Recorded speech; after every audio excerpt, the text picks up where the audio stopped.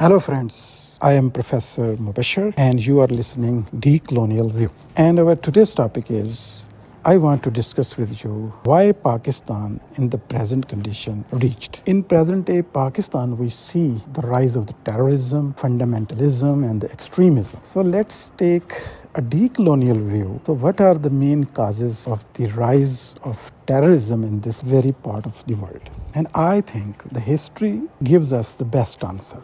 And when you understand the root cause of any problem, the cure becomes easy. So when we go back into the history, especially after the defeat of the fascist Hitler, there remains two powers. The socialist group in the form of the USSR and the liberal capitalist group led by USA. So there begins a Cold War to become the sole superpower. So the superpowers look at this very region, and in the later decade, USSR entered into Afghanistan, and before that, USA invested in Pakistan to combat to the USSR. So in order to prepare the Mujahideen, the Taliban, the USA invested in abundance of the boxes, unlimited boxes of the dollars, and first of all, they dethroned Bhutto regime because Bhutto was prone to the socialist idea. So they dethroned Bhutto, sent him to the gallows, and they installed a dictator in Pakistan named General Ziaul Haq. Now when we look at the data of the seminaries before the arrival of the General Zia, there were around about 6,000 seminaries in Pakistan. But after Zia,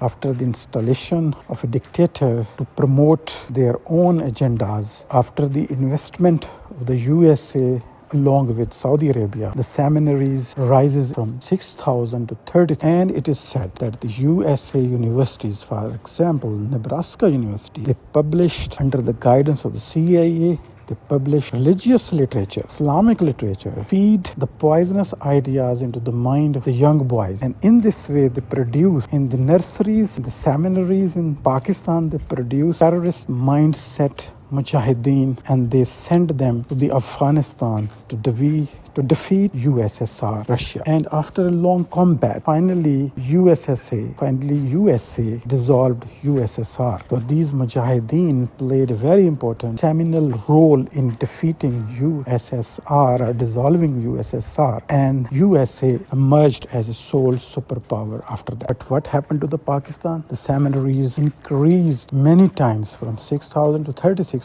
more than that now. These seminaries brought intolerance in our society. There is sectarian violence, clashing of culture, drug culture, hate, terrorism, fundamentalism, killing, destruction. So we can say the participation or fighting as a frontline soldier for USA. Pakistan lost a lot of lives and a lot of property and a lot of financial destruction. And especially Pakistan lost its direction of progress. Many people say that before General Zia period, Pakistan was rising, Pakistan was economically progressing, Pakistan was on a progress line. But after that, there a huge decline. And still Pakistan is trying to come out of that whirlpool where fight of the superpowers. But at the same time, it doesn't mean that Pakistanis or the Pakistani establishment is free from any guilt, free from any acquisition, any participation. Definitely, USA orchestrated this game through CIA, or CIA orchestrated this kind of the plan to dissolve USSR, and they exploited Pakistani young men. But at the same time, the indigenous power structure, which was actually over all the institutions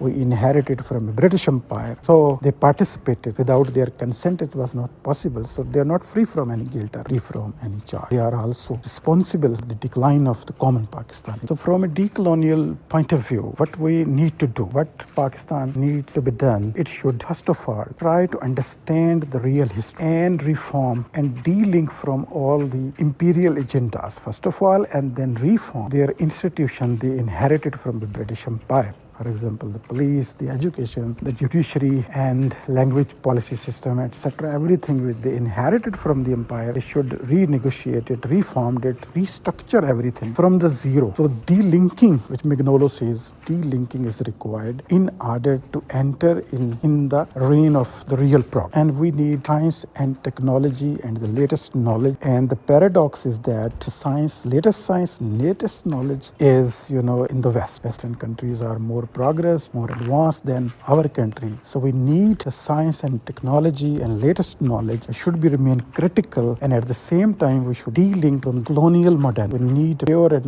real modernity, real science and knowledge, but not slavery, not imperialism, not colonialism. We need to be the part of on the equal basis. We need science and technology with a critical view, and also to de-link from the imperial agendas and imperial institutions. Thank you.